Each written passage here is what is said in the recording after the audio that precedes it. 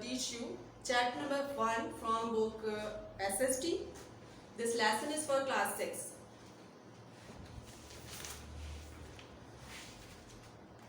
Book page number 1 जो है वो आप ओपन कर लें। इससे पहले कि मैं आगे जाकर आपको ये बताऊं कि ये चैप्टर जो है वो स्टार्ट करूं या मैं अपना आज की जो क्लास है वो प्रोजेक्टर के थ्रू आपको जो है हम ये चैप्टर स्टडी करेंगे। तो इससे पहले कि मैं अपनी प्रोजेक्टर को स्टार्ट करके आपको स्लाइड के थ्रू समझाऊं, कुछ पॉइंट्स जो है वो बता देना चाहती हूँ कि ये चैप्टर जो है किसके बारे में है।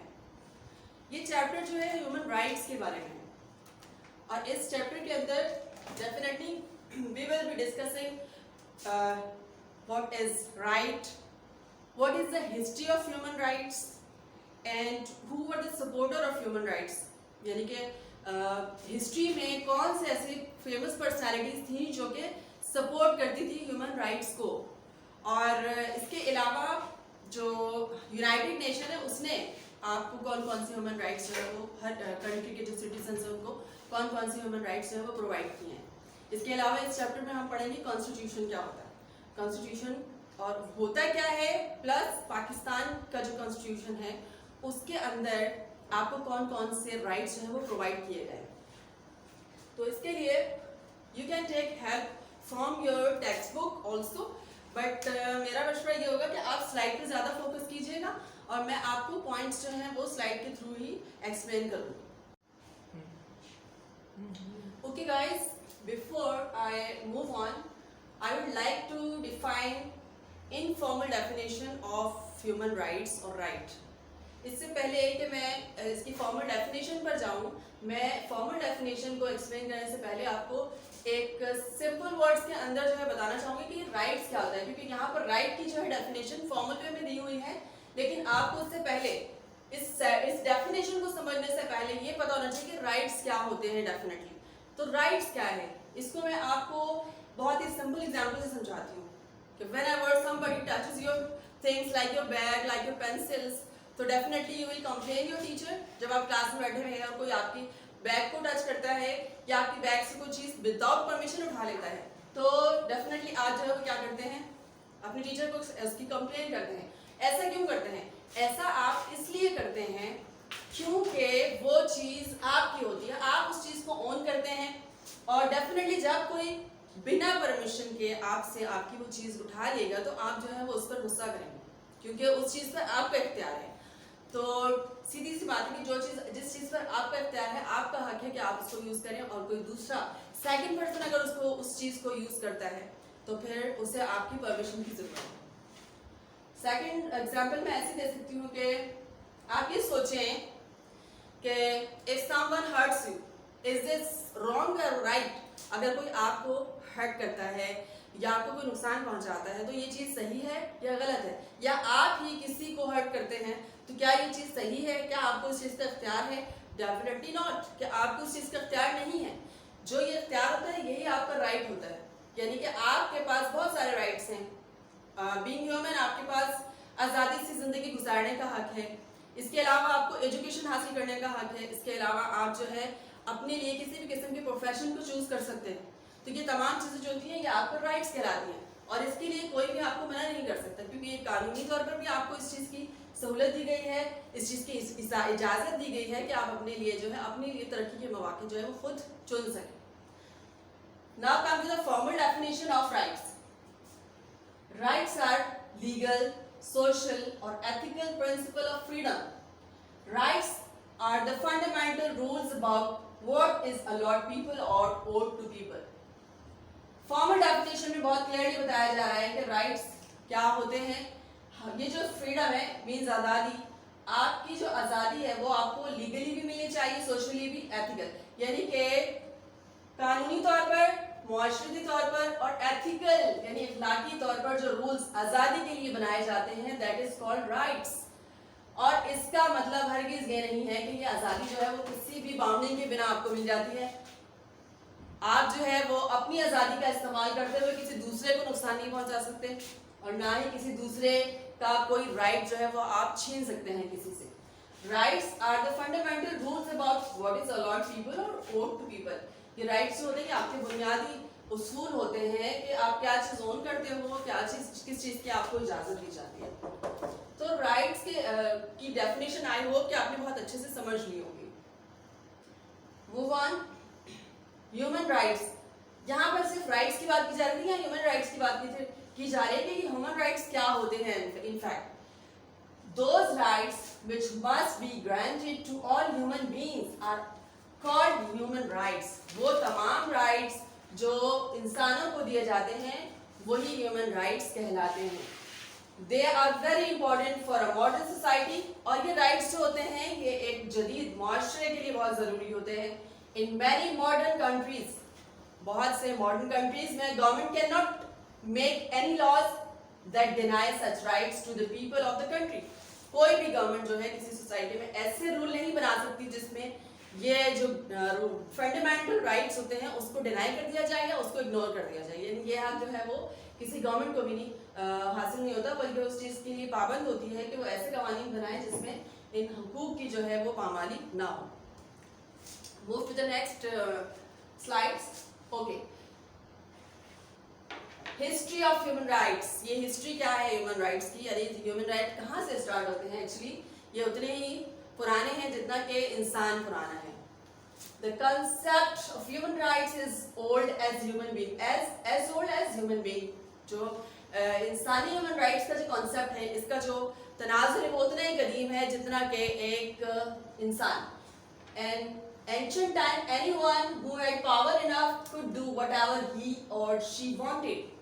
पुराने ज़माने में जब ह्यूमन राइट्स के बारे में किसी को ज़्यादा नॉलेज नहीं थी या लोग उसको एक्नॉलेज ही नहीं करते थे, उस वक्त क्या होता था, उस वक्त मेन एंड माइट का रोल चलता था। जितने भी पावरफुल लोग होते थे like kings, nobles of the cities और the countries and generals and queens और जितने भी सो ऑन, जितने भी ऐसी पर्सनैलिटीज होती थी किसी भी कंट्री के अंदर, तो वो उनको वो हक हासिल होता था कि वो कुछ भी चाहे तो कर सकते हैं, क्योंकि उनके पास पावर होती थी। यानी जिसके पास पावर है तो वो जो चाहे वो कर सकता है।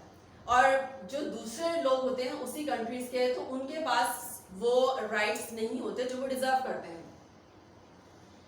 अच्छा, एक चीज और आपको यहाँ बता दूं कि बहुत से इन राइट्स को इन राइट्स का शऊर बेदार करने के लिए, इन हुकूक का शऊर बेदार यानी कि सेंस क्रिएट करने के लिए बहुत सारी पर्सनैलिटीज ऐसी हैं हिस्ट्री में जिन्होंने बहुत ही फंडामेंटल रोल अदा किया है। अदरवाइज लोग जो हैं वो इस चीज़ से बेखबर थे कि उनके असली हुकूक क्या हैं। तो इनमें बहुत सारी पर्सनैलिटीज हैं जिसमें से कुछ पर्सनैलिटीज जो हैं उनका जिक्र मैंने यहाँ किया है और इन्हीं पर्सनैलिटीज का जिक्र आपकी इस बुक में भी किया गया है। यहाँ मैं जितने भी पॉइंट्स आपके साथ डिस्कस कर रही हूँ वो सारे पॉइंट्स आपके इस चैप्टर के अंदर मौजूद हैं कि जो चैप्टर आप पढ़ रहे हैं। और इन पॉइंट्स को यहाँ पर एक्सप्लेन करने के बाद आप मेरा लेक्चर सुन लेंगे तो उसके बाद आपको जो चैप्टर है उसकी रीडिंग जरूरत नहीं पड़ेगी। आप सारे इंपॉर्टेंट पॉइंट्स जो हैं वो समझ लेंगे कि इस चैप्टर में आपको बताया क्या गया है। अच्छा, हिस्ट्री में जो फेमस पर्सनैलिटीज गुजरी हैं जिन्होंने इंसानी हुकूक पर बात की है, उसमें एक पर्सनैलिटी थी Cyrus the great. Cyrus the great कौन थे? Who was that person? He was a great ruler. He was the founder of the first Persian Empire. He believed in granting religious freedom to the people of the countries he conquered. Cyrus the great जो थे बहुत बड़े हुक्मरान गुजरे हैं history के अंदर और उन्होंने पर्शियन एम्पायर की फाउंडेशन भी रखी थी और इन्होंने काफी साल जो है वो पर्शिया पर जो है हुकूमत भी की थी। He believed in granting religious freedom। Actually वो इस चीज पर यकीन रखते थे कि मजहबी आज़ादी लोगों को दी जानी चाहिए उसी के कंट्री के अंदर जहां वो रहता है इंसान। तो यहाँ पर उन्होंने जहां जितने भी कंट्रीज को उन्होंने फतह किया था वहां पर उन्होंने मजहबी आज़ादी को आम कर दिया था, यानी कि ग्रांट मीन्स अदा की थी लोगों को वो मजहबी आज़ादी। Okay, proceed to the next page. Socrates. Who was Socrates? Actually, Socrates was Greek philosopher. यूनान के बड़े फिलोसोफर थे। He taught the people to ask question। उन्होंने लोगों को एक चीज सिखाई थी कि क्वेश्चन करो। अब यहाँ क्या मतलब है? Ask question से क्या मतलब है यहाँ पर? अगर आपके मुल्क में कुछ गलत हो रहा है तो आपको ये हक दिया जाए कि आपको यह हक हासिल हो कि आप उस पर सवाल उठा सके कि ये ऐसा क्यों हो रहा है, या आप अपनी पर्सनल जो राय होती है उसको एक्सप्रेस कर सके। The ruler of his city became angry and asked him to stop teaching. उस वक्त जो हुक्मरान वहां पर हुकूमत करते थे वो नाराज हो गए और उन्होंने उनसे कहा कि आप ये जो चीज लोगों को सिखा रहे हैं इसको खत्म कर दीजिए, कि स्टॉप कीजिए, इसको आगे ना फैलाइए। He refused, तो इन्होंने इनकार कर दिया and was sentenced to death, और उसके बाद इन्हें सजाए मौत का ऑर्डर कर दिया गया था। Today we know that concept as freedom of expression.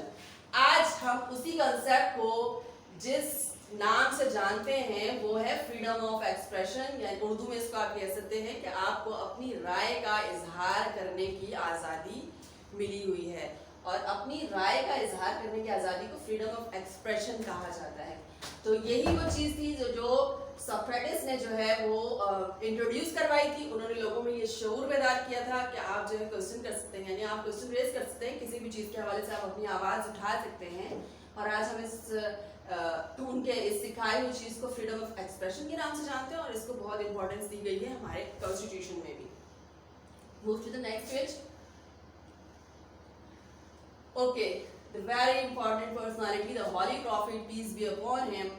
Actually, we loved Holy Prophet. He was very kind-hearted person, you know very well. और Holy Prophet जो थे वो तो जानवरों के साथ भी बुरा सलूक करने को गलत समझते थे, और उसकी उन्होंने काफ़ी सख्त तर्जुमे में मज़ामत भी की थी। तो उन्होंने क्या किया, उन्होंने भी हमें सेम टीचिंग्स उन्होंने भी हमें प्रोवाइड की थी। He taught us to respect other people's right. Definitely, Holy Prophet ने हमें हमेशा यही तालीम दी कि आपने दूसरे लोगों के जो हुकूक हैं उनकी रिस्पेक्ट करनी है।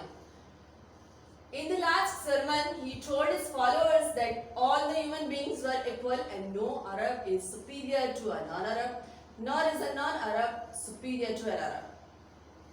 उनका लास्ट sermon में जो स्पीच दी थी उन्होंने, उसमें उन्होंने बहुत सारी तालीमात को बड़े ही जामे तरीके से बयान कर दिया था। एक तरह से समझे कि वो पूरी इस्लामी तालीमात को उन्होंने रिपीट कर दिया था वहाँ पर। तो उसमें एक पॉइंट उन्होंने जो रेस किया था वो यही था कि किसी को किसी चीज़, किसी शख्स को किसी दूसरे पर फौकियत हासिल नहीं, और वो फौकियत अगर किसी को है तो वो पाइस होने की बेस पर होती है। अगर कोई इंसान बहुत ज़्यादा मुत्तकी है तो वो अल्लाह ताला की नज़र में ज़्यादा बुलंद होता है, सुपीरियर होता है। इसके अलावा दुनिया में कोई ऐसी मेजरमेंट नहीं है, कोई ऐसी चीज़ नहीं है कि जिसके हिसाब से आप जो है उस किसी एक पर्सन को ज़्यादा सुपीरियर कर दें और दूसरे को ना करें। यहाँ पर उन्होंने जो सेंटेंस कोट किया है यहाँ पर वो ये है कि अरब को नॉन अरब पर कोई सुपेरिटी हासिल नहीं थी। वो क्यों? एक्चुअली अरब जो है वो खुद को बहुत ज़्यादा फसी बरीक समझते थे, उनको अपनी ज़बान पर बड़ी दस्तरस हासिल थी। तो अरब जो थे वो अजम, नॉन अरब को अजम कहा जाता था। जो अजम थे उनको उतना कमाल हासिल नहीं था अरबी पर, और ना ही वो उस लेवल पर जिस तरह अरब शायरी किया करते थे और बहुत खूबसूरत अल्फाज में, उनका कोई मुकाबला नहीं था। इस चीज़ पर अरब बड़े फ़ख्र भी महसूस किया करते थे, और यही चीज़ें कि हॉली प्रॉफिट ने इसको डिनाई कर दिया कि कोई अरब जो है वो किसी भी नॉन अरब से किसी तरह की सुपीरियर नहीं है। कायदे आज़म मोहम्मद अली जिन्ना, कायदे आज़म मोहम्मद अली जिन्ना जिन्होंने हमारे लिए हमारा ये बिलव कंट्री जो है वो हमें हासिल करके दिया था, और उन्होंने हमारे लिए बहुत ज़्यादा मेहनत की, स्ट्रगल की। तो उनकी नज़र में भी वो भी एक बहुत इम्पॉर्टेंट पर्सनालिटी है जो कि ग्रेट सपोर्टर भी थे। Quaid-e Azam was also places a lot importance of human rights के ग्रेट सपोर्टर थे और ह्यूमन राइट्स को बहुत ज़्यादा इंपॉर्टेंस देते थे। He said to the people of the newly born country Pakistan, जब पाकिस्तान नया बना उसके बाद कायदे आज़म ने वहाँ एक स्पीच की थी कराची में, और उसमें उन्होंने ये कहा था कि you are free to go to your temples, you are free to go to your mosque in this independent state of Pakistan। उन्होंने ये बताया था सिटीजन को, पाकिस्तान के जितने भी शहरी थे उसमें डेफिनेटली जो हिंदूज हैं वो भी मौजूद हैं, जो क्रिश्चियंस हैं वो भी मौजूद हैं, और जो मुस्लिम्स हैं वो भी मौजूद हैं। तो उन्होंने सबको आज़ादी दी थी इस चीज़ की कि आप अपने अपने हिसाब से अपनी अपनी इबादत गाहों में जाकर इबादत कर सकते हैं और आपको पूरे तौर पर जो है वो रिलीजियस फ्रीडम हासिल है। आप टेम्पल्स पर जाना चाहें तो टेम्पल्स पर जाइए, और मुस्लिम जो है वो डेफिनेटली अपनी मॉस्क में जाएंगे और इबादत करेंगे। तो इस चीज़ से उन्होंने पूरी तौर पर आज़ादी दी थी इस चीज़ की, और बहुत ही